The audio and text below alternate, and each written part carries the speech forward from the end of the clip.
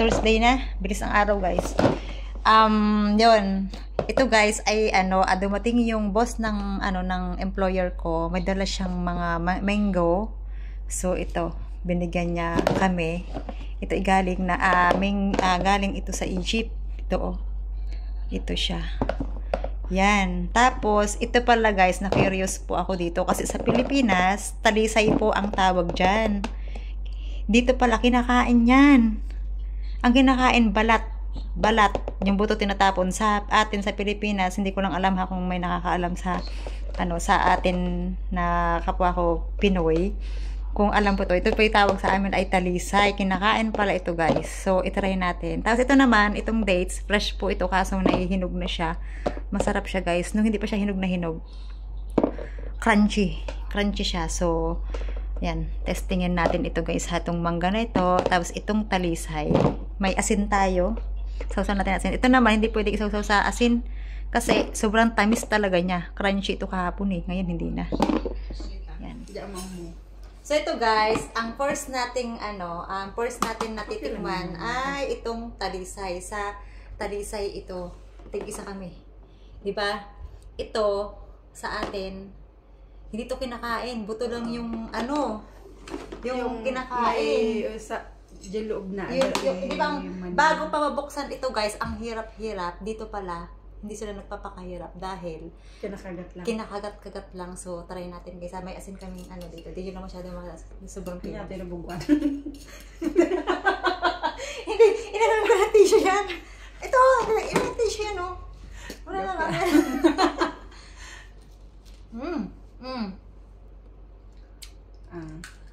Talisay.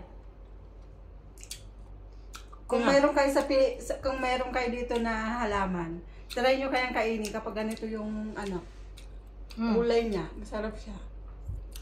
Yan, oh. Lasa siyang di Ilocano, medyo nasigpot-sigpot nga tamis na basit. Parang kalasa siya ng bayabas. Yan. Sausaw sa asin. Unya. Sa bayabas. Yung loob nito, Red. sa atin, ang tigas niyan. Kailangan pang pukpukin. Pukpukin yan. Sausaw sa asin. Dahil si Lynn pala, magtataka kayo, iba-iba yung mga kasama ko. Sinasamantala din niya kasi kasama ako. Pero pag magdadrive na ako palabas, wala na. Siya na lang maiiwan dito. Kasi, magiging busy niya ako. Kaya dyan, sabi ko, habang nandito ako, vlog tayo. Chilling. Yung mga boss namin dito, guys, ay mga dalaga. Baalwan lang. Para ang alwan ng cut. Yung paglilinis niya, wala lang. Parang pling-pling ba? So, makita lang malinis. Ang sarap. So, yung sa hindi nakakaalam pala, guys, nandito na tayo sa ibang planeta.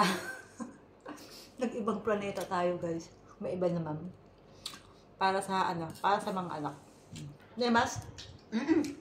No. Wala imas. Jigrin nga ito na imas mo lang. Nasigpot siguro. Nung una kasi, nung dumating kasi, guys, yung mother ng boss ko. Nung nasa baba, mayroon ako nakitang doon sa lamesa, paper bag. Tapos, sinilip ko. Nagtaka ako. Sabi ko, "Hoy, Lynn, sabi ko ganito. Bakit may ganito dito?" Sabi ko ganoon. Ang dami kasi. Sabi ko, kinakain. Kinakain yan. Hindi niya masabi-sabi kung ano po yung tawag dito. Ako, alam ko kung ano to. Hindi ko lang mabanggit-banggit kung anong pangalan. Yun nga, na-post ko dun sa Facebook. Sabi nila, "Uy, talisay yan. Talisay." Sabi na. Ada Ilocano na ka dito. Talisay, ganun. Tinawag Ang dami sa bagay. Si kaya niya awag dito eh. Parang logo. Iba-iba. Kasi si Lynn ay taga La Union. Masarap siya, guys. Purong Ilocana. Ilocana. Kaya yung buto niya, ha? Red siya. Pero yung Pilipinas ang red na. Red ba? Maloom. Diyan mo lang. Matikan mo. Hindi ko lang kung ibang bagay dito, pero talisay talaga ito, guys.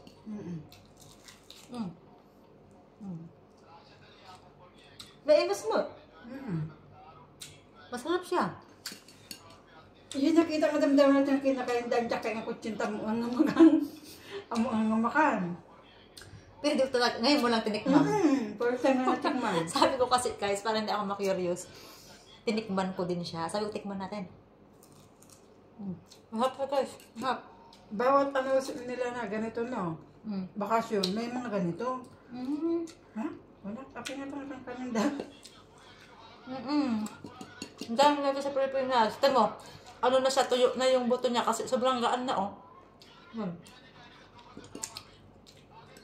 Pinupukpok namin to ng buto. Buto. Shout out kay kay Jade na pumunta kami dati dun sa na-invite kami dun sa beach na sa tabing dagat ang daming ganito. Kasi na lang kakanin nyo. Pinupulot namin yung buto. Pinupukpok. Pahirapan pa ng pagpukpok. Pero brown na siya, no? Yung ganito yung brown na. Hap. Hap. Ano siya? Maasim-asim siya na lasang bayabas talaga. So, ang next natin guys, itong dates na fresh. Kaso, nahinog na siya, oh. Ito, nagustuhan ko kasi sobrang tamis tas crunchy. Ito kapag nahinog siya, oh. Yan. Ganito yung sura niya. Pero kapag ano, ganyan. Hop. Pahinog pa lang to. Malutong guys tong kulay yellow. Pero nagbabrown na siya. Malambot na siya. Parang hindi ko maintindihan kung anong lasa. Pero masarap talaga siya.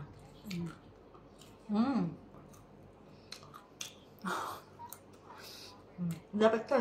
Kalan to ate. Tagduwata. Ngayon, tagduwata. Harap. Ito kasi malambot na siya, oh. Pero yung kulay yellow, crunchy pa rin siya. Sarap. Kung iluto dagamin, adagay brown, brown na kasi, kanina sukar. May dates dito. Yung luto na ba, guys? Pero meron din doon na napahinog na tuyo, di ba? Meron din doon, guys, iba. Ito naman yung mga fresh. Yan. Tanam ay may isa. Tanam ayun. Buwa. Hop. Sabi niya, mag-vlog-vlog kami sa sa labas. Kaso, kinaabutan pa guys ako ng ng hiya ba? Next time. Pwede kami lumabas Parang di-vlog mo di remote tayo? Si tayo. Let's mo? Ano pa? Ano pa na-edit? Ay, matay. Tagal kasi sa atin. Itong last natin, ay, wait. Itong mango na galing ng Egypt. Hindi na siya matigas, malambot na siya. So try natin guys kung anong lasa niya. Yan oh, style niya oh. Ganyan yung shape niya.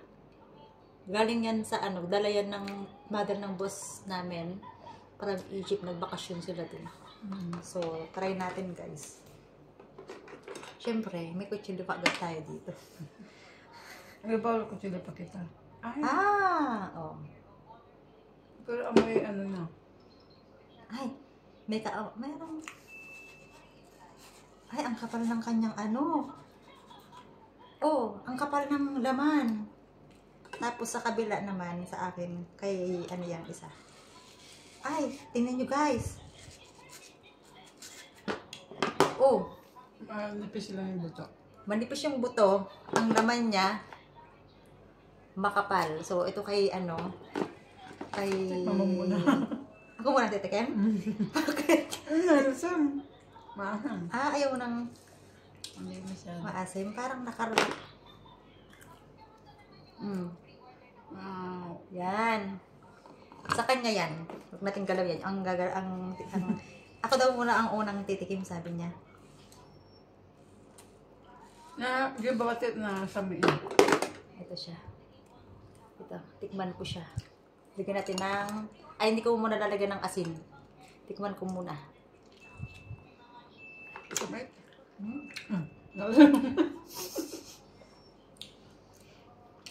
Masarap naman siya. Makarahat nga. Kamit asin. Lagyan natin ng asin. Yan, anong lasa? Okay lang. Okay lang. Masarap siya guys. Maasim-asim siya na matamis-tamis. Ang kami ng tama at matamis. Di matamis na din naman. May aftertaste siya na naajay. Kasla amoy na. Ipis. Nakatikim ka ng ipis. Hindi, yung amoy niya. Di ba amoy ipis na, di ba may mangga na ganon? Hindi, mayroon siyang, ano guys, mayroon siyang something na, ako yun, may amoy. Talaga. Hambot nga amoy. Ang Hindi ba ano diyan? Okay lang. Masarap ka. Ha? Tissue. Gusto. Ito. Medyo matamis siya na maasim-asim. Dahil siguro hilaw pa. Nahinog sa pilit. Siguro to. Pero okay naman guys yung lasa. Ha? Nahinog siguro. Hindi man siguro hinog sa, ano yan na, sa init. Hindi. Hinog na sa ref. Naglamiis. Super. Doon sana kami guys sa kusina. Kaso sobrang lamig. Sobrang lamig sa kusina. Dito naman guys, paglabas mo, sobrang init naman dito sa loob. Ang lamig.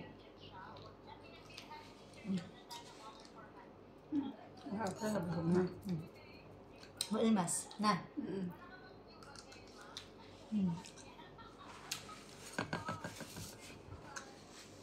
Yan.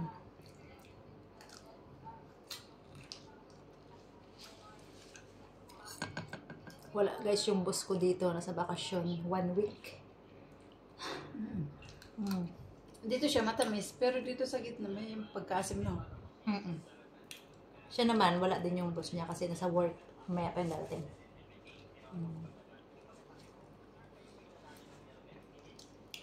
Dito guys, matitikman yung mga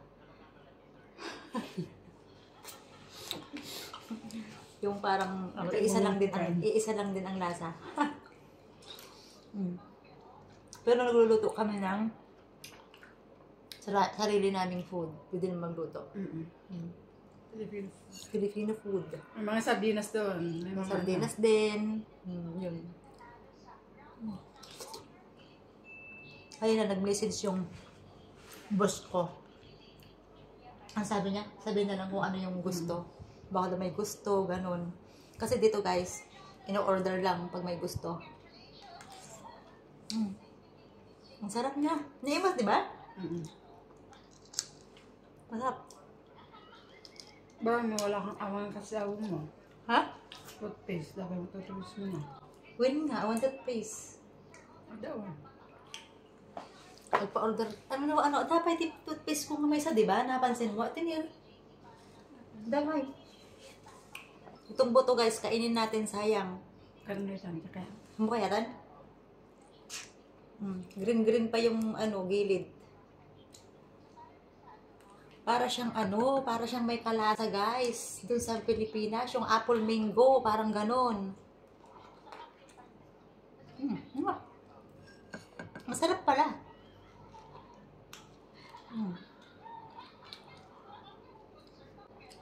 Guys, Celine, dalaga po yan. Talaga kahapon. Dalaga kahapon? Pero ngayon dalawang anak. Dalaga kahapon. Ngayon, dalawa na uli ang anak. Yan.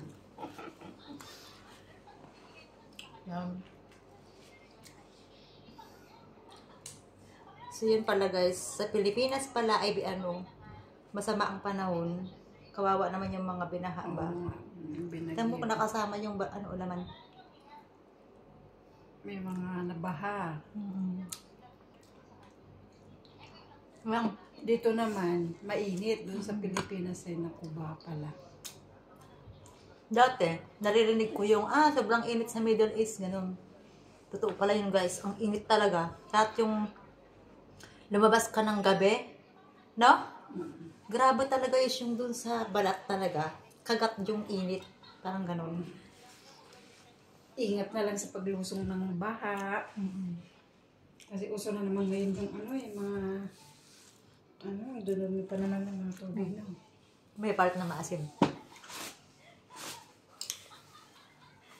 So, yun lang guys, yung aming vlogs.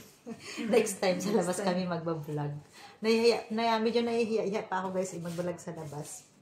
Siyempre, masanay na. Limit lang din natin yung ating, i-vlog siyempre. Yung mag-iingat tayo sa pag-vlog, siyempre. Dami din camera dun sa labas. Tapos, ang isa ko pang iniisip guys, ang daming mga street, kailangan kong aralin. Yun. Tapos dito guys, location lang palagi. Kapag sinabing ganito na, pumunta ka sa ganito, ganon, location lang talaga yung ibibigay sa'yo. So, yun. Iniisip ko parang na-stress na ako yun. Isasama ko yun sa mama. Kasi nga dito naman guys, hindi basta-basta isama, hindi siya pwedeng basta lumabas kasi may sarili siyang boss, yun. Maghapon namang wala, kaso hindi mo din masabi minsan baka pag umuwi ka hapon na ganun. So yun lang. Mamaya magluluto kami ng munggo, ulam namin guys, tanghalian. Dito pala guys ay 12:13 na. Yun. Mamaya magluluto kami, tapos magluluto siya ng food ng kapatid ng boss ko. May hilo kasi dyan sa baba. Yung bata pa na lalaki. Kailangan paglutuan ba? Wala lang, simple lang, ganun lang. So, yun guys. Thank you so much po. Wala kaming magawa. See you next time. Bye-bye. Bye-bye.